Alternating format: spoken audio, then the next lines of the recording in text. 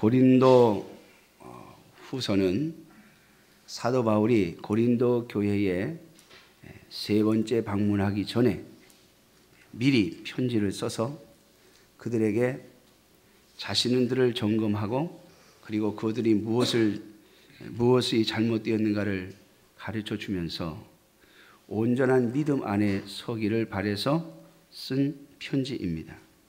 사도행전을 보면 사도 바울이 고린도 교회를 향해서 얼마나 많은 수고와 애를 썼는지 모릅니다. 뿐만 아니라 고린도전서를 보면 하나님께서 고린도 교회에 많은 은혜를 허락해 주셨습니다. 많은 은사가 있었고 또 많은 역사들이 있었고 많은 또 하나님의 일꾼들이 고린도 교회를 다녀갔고 또 하나님의 부름받은 일꾼들이 고린도 교회를 양육하였습니다. 그럼에도 불구하고 고린도 교회는 잘못된 방향으로 교회가 흘러갔고 거짓 사도들과 거짓 선지자들이 그 교회를 어지럽혔고 제가 2월 달에도 설교를 했습니다마는 마치 이 세상의 눈에 보이는 것, 겉으로 보이는 것이 성공하는 것이 진정한 성공이며 또 하나님의 교회가 성공하는 것처럼 보여지는 그러한 모습을 가르치고 그래서 교회가 외형적인 것을 경쟁하고 하나님이 주신 은사를 가지고 서로 자랑하며 뿐만 아니라 믿음을 위하여 고난을 받는 것을 거절하고 오히려 세상적으로 잘 되는 것을 자랑을 삼는 그러한 교회로 변질되어 가는 모습을 보였습니다. 그래서 사도 바울은 고린도 교회를 향해서 2번에 걸쳐 편지를 쓰면서 오늘 고린도후서 마지막에 보면 이제 내가 세 번째 고린도 교회를 방문할 것이며 가서 그들의 신앙과 믿음 그리고 그들의 말을 점검하며 확정할 것이라고 선포하고 있습니다. 오늘 본문 1절에 보면 내가 이제 세 번째 너희에게 가리니 두세 증인의 입으로 말마다 확정하리라. 그들이 말하고 그들이 고백하는 것이 정말 신앙이며 믿음인가를 점검하겠다는 것이죠. 그래서 만일 믿음과 신앙에서 나오지 않은 것이라면 그것을 심판하겠다고 용서하지 않겠다고 선포하면서 내가 가기 전에 그들이 고린도 교회 성도들이 하나님 앞에서 믿음 안에 온전히 서기를 권면하고 있는 것입니다. 오늘 본문 5절에 보면 너희는 믿음 안에 있는가 너희 자신을 시험하고 너희 자신을 확증하라 라고 말하면서 그들이 가지고 있는 것이 과연 믿음이며 그들이 가는 길이 과연 믿음의 길인가를 시험해보고 확증하라고 명령하고 있는 것입니다. 사랑하는 성도 여러분, 왜 오늘 이 시대에 이러한 이 말씀이 우리에게 필요한가? 오늘날 우리 한국교회에 많은 교회들이 있고 많은 성도들이 있는데 우리의 신앙, 우리의 믿음에 대해서 이야기할 때 우리는 너무나도 쉽게 그저 내가 어느 교회를 다니고 있고 내가 교회를 어떻게 출석하고 있고 내가 교회 안에서 교회를 얼만큼 다녔고 그리고 내가 어떤 직분을 가지고 있는가를 가지고 우리의 믿음에 대해서 이야기하고 싶어하는 경향이 점점 강해지고 있습니다. 사랑하는 성도 여러분, 과연 우리가 믿음 안에 있는 것을 신앙 안에 있는 것을 어떻게 점검하고 또 어떻게 확증해야 하겠습니까? 우리의 신앙은 고린도 교회 성도들처럼 어떤 역사나 기적 그리고 은사 그리고 자신들이 가지고 있는 다른 사람들보다 우월한 것을 가지고 증명할 것이 아닙니다. 우리의 믿음을 분명하게 증명해야 되는 것이 있는데 오늘 그것이 무엇인지를 한번 살펴보면서 과연 우리가 오늘 믿음 안에서 살아가고 있는 것인가를 확인하고 우리 스스로를 점검하고 확증할 수 있기를 주님의 이름으로 축원합니다. 오래된 일입니다마는 우리 교회가 예배당을 짓고 얼마 안 있었으니까 한 10년 전쯤 되겠네요. 우리 교회를 이 새 예배당을 지금 이 예배당을 짓는데 헌신했던 장로님이 하루는 예배에 참석하셨다가 걸어서 집에 가신다고 먼저 출발하셨습니다. 그런데 이 도로를 따라가지 아니하시고 이 동네를 이렇게 한 바퀴 돌아서 가신 것 같아요. 운동 삼아 그러셨는지 아니면 그 당시에 동네에 있던 슈퍼에 들렸다 가시려고 했는지 이제 나중에 교회차가 출발했으니까 중간에 가다가 길에서 그 장로님을 이렇게 만났습니다. 장로님 걸어가시고 저희 교회는 차로 가니까 말이죠. 근데 교회차를 세우시더니 그러세요. 저 건너편을 좀 보라고. 그래서 제가 가리키는 데를 보니까 거기 사람이 목을 메어서 있는 거예요. 깜짝 놀라서 그때 우리 신장로님 가게에다 차를 세워놓고 제가 막 건너편으로 뛰어갔습니다. 그 장로님은 저한테 가르쳐주고 그냥 가버리시고 가보니까 이미 죽었어요. 나중에 알고 보니까 저 전라도 어디에서 온 사람인데 왜 여기 와서 죽었나 봤더니 저 설악에 있는 통일교 거기에 무슨 수련회를 왔다가 여기 와서 죽었다는 거예요. 제가 신고를 했기 때문에 경찰서에 가서 조사를 이렇게 하는 동안 부인이 왔는데 보니까 일본 여자더라고요. 이 부인이 남편이 죽었는데 울질 않아. 그냥 담담하더라고요. 그 통일교회 그 국제 결혼인가 뭐 그걸 통해서 했으니까 무슨 사랑이 있고 정이 있겠어요. 그 문선명 씨가 너하고 결혼해라. 그러면 짝 찍어주면 그냥 하는 거예요. 아무튼 그 일이 있고 나서 그 장로님이 굉장히 오랫동안 이곳에 오지 않으셨습니다. 제가 생각하기에는 바빠서 안 오신 줄 알았어요. 그런데 하루는 오셨는데 부활절이 지나고 얼마 있다 오셨어요. 그 장로님이 그동안 왜 이렇게 안 오셨습니까? 그랬더니 그 장로님이 고백을 하시더라고요. 목사님, 사실은 제가 무서워서 못 왔습니다. 죽은 사람을, 그분이 법학자신데 죽은 사람을 처음 보셨는지 하여튼 그게 자꾸 생각나고 그게 무서워서 오지 않으셨대요. 그렇습니다. 우리 사람이 그렇죠. 저도 그거 신고하고 나서 몇 달 동안 그쪽만 쳐다보면 마치 또 있는 것 같은 느낌이 들 때가 많았어요. 그런데 지금은 어떻게 오셨습니까? 그랬더니 부활절을 지나면서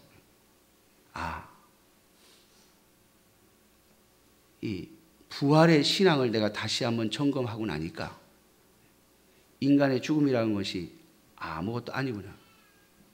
예수 그리스도의 부활로 말미암아 우리가 죽음을 이기고 승리하는 것이구나라고 하는 그런 믿음이 생겨서 그래서 이제 담대한 마음으로 오게 되었다. 그러세요.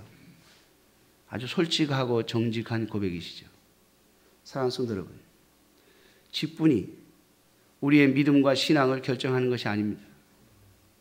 우리의 믿음과 신앙의 상태가 어떠한가는 막 부딪혀 봐야 합니다.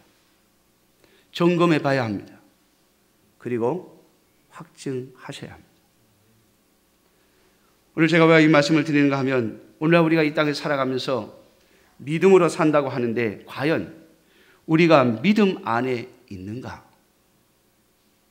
믿음으로 구원을 얻는다고 하는데 과연 믿음 안에 있는가?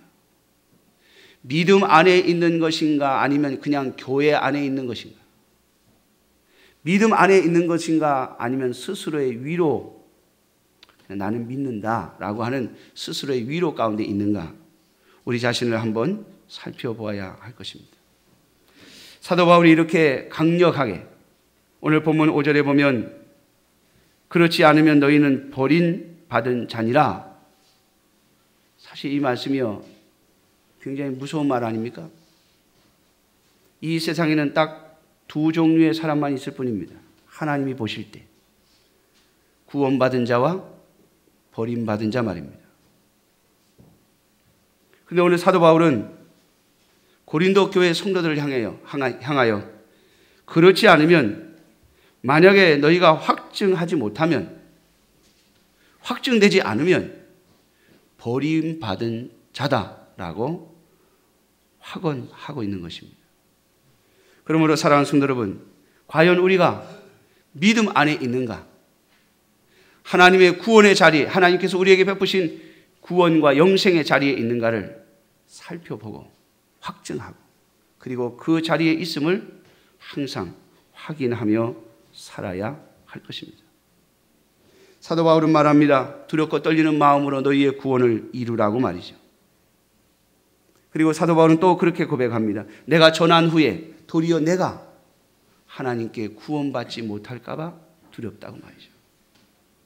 사랑하는 성도 여러분, 우리가 어떤 일을 하느냐, 우리가 어떤 일을 했느냐, 그리고 우리가 어떤 자리에 있느냐가 우리의 구원을 확증하는 것이 아니고 오늘 우리가 과연 믿음 안에 거하고 있는가라고 하는 것이 우리의 구원을 확증하는 것이라고 하는 것을 기억하셔야 합니다. 우리가 과거에 무엇을 했느냐, 또 무엇을 가지고 있느냐, 어디에 출석하고 있느냐가 아닙니다. 물론 우리의 눈에 가장 빨리 보이는 것이 그러한 것들이죠. 내가 어디에 소속되어 있고, 내가 어떤 직분을 가지고 있고, 내가 어떤 이름을 가지고 있고, 내가 과거에 어떤 경력을 가지고 있느냐 중요하죠. 그러나 사랑하는 성도 여러분, 그것이 오늘 우리의 구원을 보증하는 것이 아니라 우리가 오늘 지금 이 순간 항상 현재의 시간에 내가 어디에 있는가, 내가 과연 믿음 안에 거하고 있는가라고 하는 것이 중요하다는 말입니다. 오늘 말씀을 통해서 사도 바울은 우리는 약하다. 그러나 예수 그리스도께서도 약하시다. 그러나 하나님의 능력으로 살아계시고 우리 또한 하나님의 능력으로 그와 함께 살리라 라고 고백하고 있습니다. 사랑하는 성도 여러분, 우리는 부족하고 연약하지만 우리가 믿음 안에 있을 때 강하고 믿음 안에 있을 때 그리스도의 능력과 함께 있는 것입니다. 믿음 안에 있다고 하는 것은 살아계신 하나님과 함께 거한다고 하는 것을 의미하는 것입니다. 그래서 오늘 본문의 5절에 보니까 너희 자신을 확증하라. 예수 그리스도께서 너희 안에 계신 줄을 너희가 스스로 알지 못하느냐라고 묻고 있습니다. 사랑하는 성도 여러분, 예수님께서 내 안에 계시다고 하는 것, 예수님께서 나와 함께 하고 계시다는 것, 십자가에 죽으셨다가 부활하신, 그리고 하나님의 보좌 우편에 앉으신 그 예수 그리스도께서 오늘 나와 함께 살아계시고 나와 함께 동행하고 계시다고 하는 것을 여러분 스스로 자각하고 또 느끼며 살아가고 있느냐라고 하는 겁니다.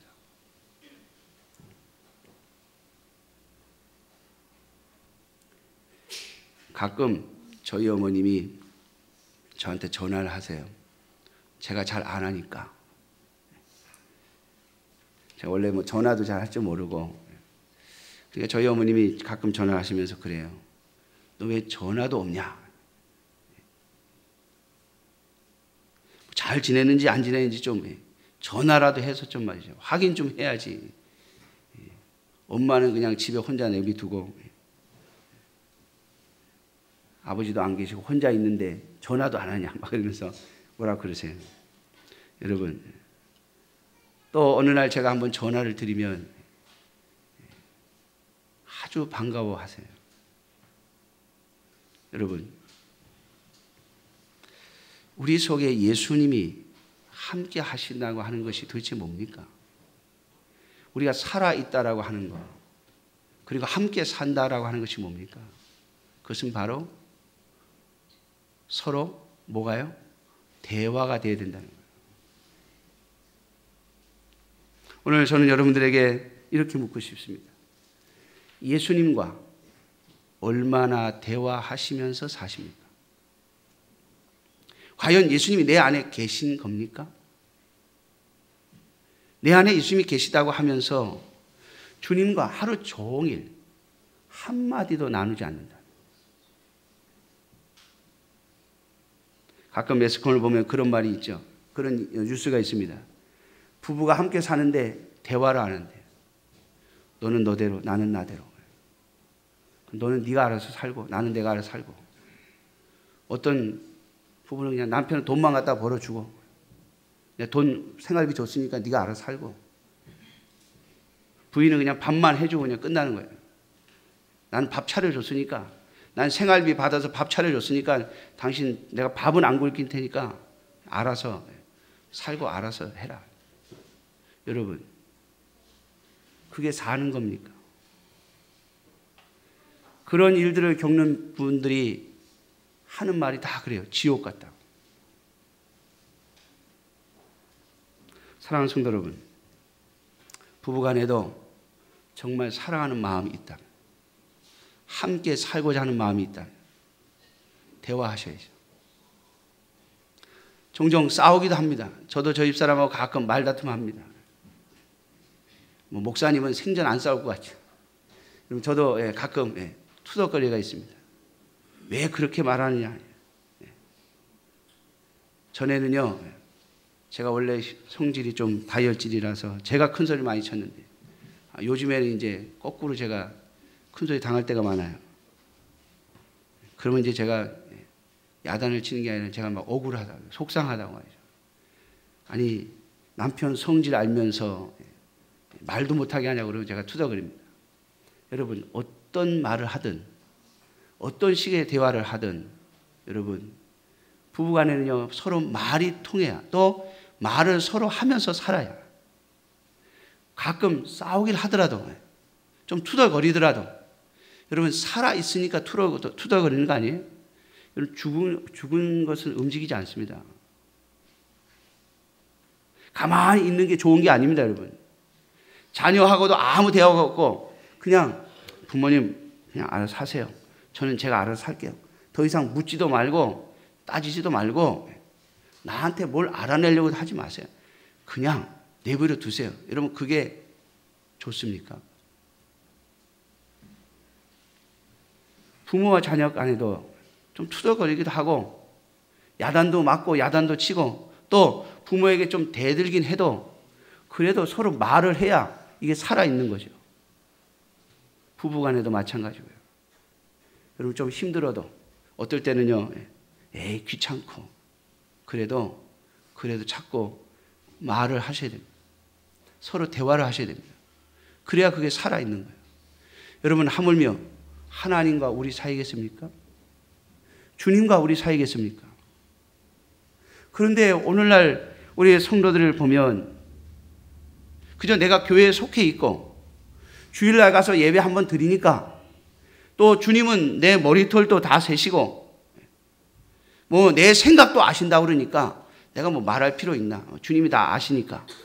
여러분 주님이 다 아신다는 거하고 우리에게 말하지 말라고 하는 것은 다른 차원입니다. 하나님은 우리의 말을 듣고 싶어 하십니다. 하나님은 우리의 생각을 듣고 싶어 하십니다. 하나님을 향하여 말하기를 원하십니다. 그것이 바로 우리가 믿음 안에 있는 첫 번째 증거입니다. 만약 우리가 주님과 하루 종일 아니 그저 일상적인 몇 마디 주님 아시죠? 됐습니다. 그런 대화를 하고 산다면 주님과 우리 사이에 뭔가 문제가 있는 겁니다.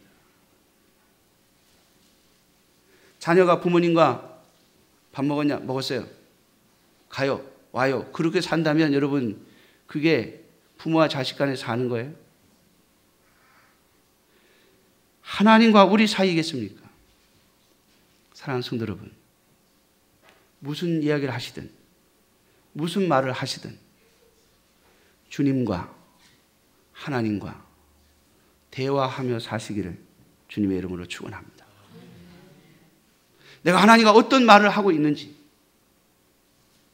하나님 앞에 지금 내 마음이 어떤지, 내가 지금 무슨 생각을 하고 있는지, 내가 원하는 것이 뭔지, 또 하나님이 원하시는 것이 무엇인지 물어보고 말하고, 여러분 그 대화의 수준과 그리고 그 대화의 내용은 각 사람마다 다 다를 것입니다. 어린아이와 아버지가 하는 말과 한 중학교, 고등학교 되는 아이와 부모가 하는 말과 어른이 된 자와 성인이 되어가지고 부모 하는 말이 서로 다르죠. 내용도 깊이도 그리고 수준도 다릅니다. 그러나 중요한 것은 대화를 하고 있어야 된다는 겁니다. 과연 하나님과 대화하면서 살고 있는가? 예수 그리스도와 대화하면서 살고 있는가? 사도 바울은 그렇게 묻고 있는 겁니다. 예수 그리스도께서 너희 안에 계신 줄을 너희가 스스로 알지 못하느냐? 여러분, 예수님이 어떻게 우리 안에 와 계십니까? 예수의 영이신 성령 하나님으로 와 계시지 않습니까? 성령 하나님은 우리 눈에 보이지 않지만 그분은 분명 살아계시고 예수 그리스도의 영으로서 우리를 위하여 십자가에 죽으시고 우리를 위하여 생명을 내어주시고 우리를 위하여 당신의 생명과 맞바꾸신 그 예수 그리스도의 영께서 우리 속에 와 계시는 겁니다. 그러니 나와 함께 거하시는데 아무런 대화도 말도 없이 하루하루를 살아간다면 과연 우리가 믿음 안에 있는 것인가? 라고 하는 것을 점검해 봐야 하지 않겠습니까? 사랑하는 성도 여러분,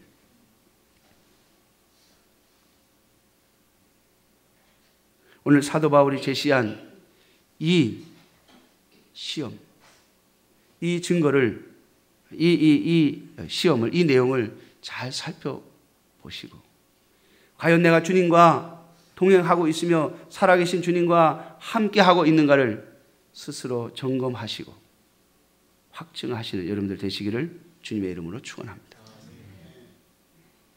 왜냐하면 하나님은 분명 살아계시기 때문에 우리가 주님과 대화하고 주님께 묻고 주님께 말씀을 드리면 주님은 어떤 방식으로든지 우리에게 말씀하십니다. 어떨 때는 하나님의 말씀을 성경을 통해서 우리에게 말씀하십니다. 하나님이 우리에게 대답하시는 가장 보편적인 방법이 성경입니다. 성경을 통해서 하나님 우리에게 말씀하십니다. 그러므로 하나님께 말씀을 드리고 하나님과 대화하고 하나님께 묻고 하나님께 고하고 그리고 하나님의 말씀을 통하여 하나님의 대답을 들을 수 있는 여러분들이 되시기를 주님의 이름으로 축원합니다. 하나님께서 우리에게 대답하시는 두 번째 방법은 기도할 때에 우리의 심령에 말씀하시는 겁니다. 전에 어느 집사님이 저에게 묻더군요. 목사님은 예수님의 음성을 들어본 적이 있습니까? 그래서 제가 예수님의 목소리가 어떻게 생긴지 전 몰라요. 한 번도 들어본 적이 없어요. 그러나 주님의 음성을 들은 적은 있습니다. 그게 뭐죠? 우리의 마음에 말씀하시는 거예요. 주님께 엎드려 기도할 때, 말씀을 붙잡고 엎드려 기도할 때 주님은 우리의 심령에 말씀하십니다. 성령 하나님은 눈에 보이지 않는다고 해서 안 계신 것이 아니라 우리 안에 계시기 때문에, 내 안에 계시기 때문에 말씀하십니다. 그런데 그것이 강하게 하시면 꼭 옆에서 귀에다 대고 말하는 것처럼 느껴져요. 옆 사람이 이야기한 것처럼 말이죠. 성경에도 보면 사도 바울이 다메섹으로 가는 길 도중에 예수님을 만나죠. 사울아, 사울아, 내가 어찌하여 나를 핍박하느냐. 사도 바울이 사울이 말하는 주여 뉘시오니까 나는 내가 핍박하는 예수라. 여러분, 사도 바울은 분명하게 대화하듯 알아들었습니다. 그런데 주변에 있는 사람들은 아무것도 못 들었습니다. 사도행전을 보면 주변에 있는 사람들은 아무 소리도 못 들었습니다. 사도 바울의 소리만 들었습니다. 사울의 소리만. 주여 뉘시오니까 이 소리만 들은 거예요.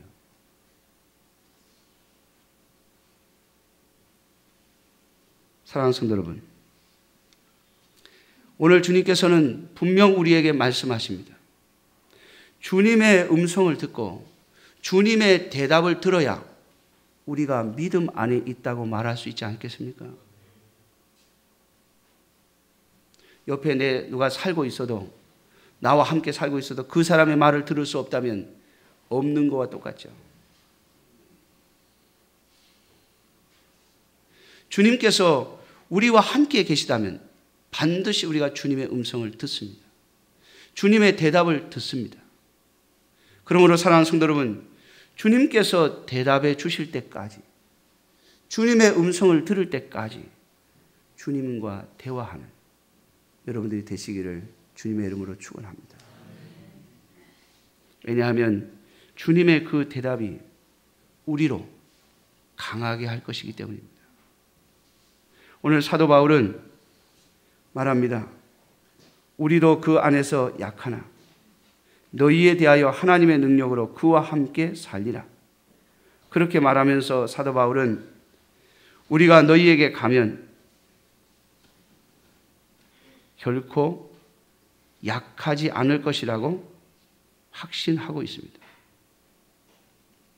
사도 바울은 고린도 교회에 가면 내가 결코 약하지 않을 것이다.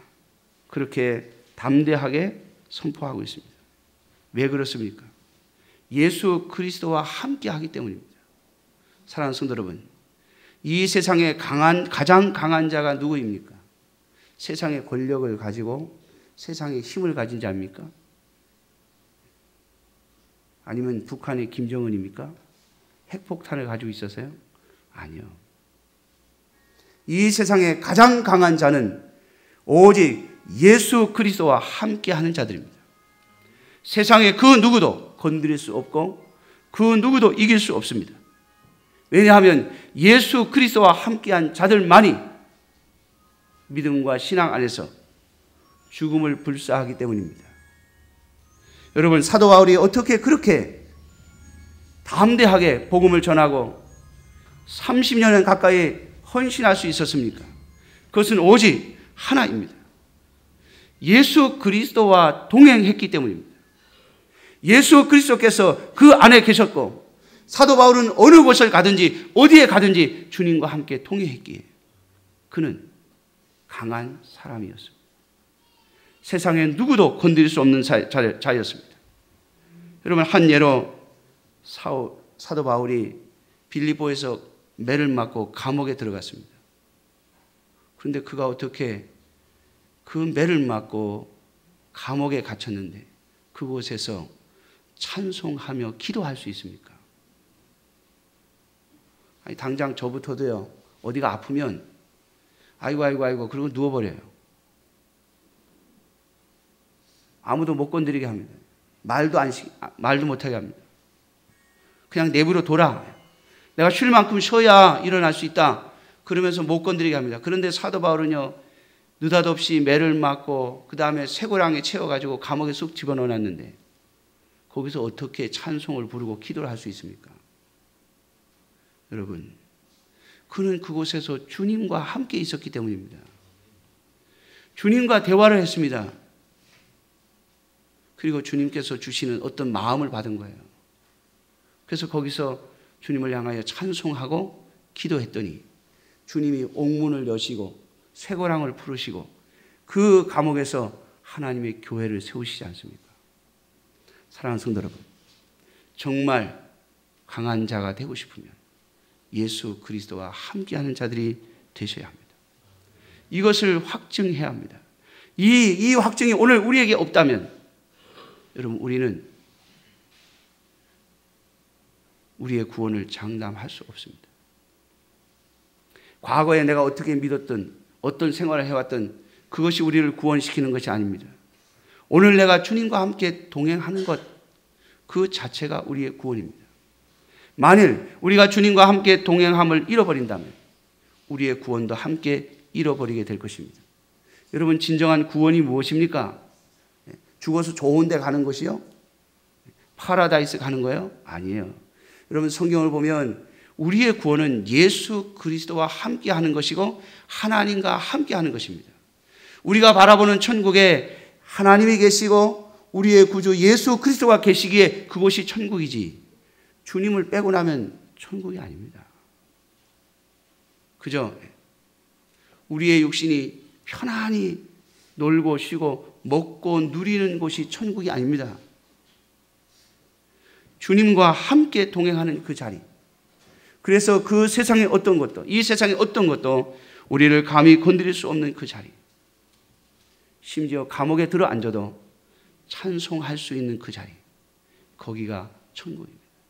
사랑하는 성도 여러분, 우리 속에 예수 그리스도께서 계신 것을 확인하고 또 저와 여러분들에게 주신 그 은혜를 회복하고 그리고 그 은혜를 계속해서 확증하며 살아가는 저와 여러분들이 되시기를 주님의 이름으로 축원합니다.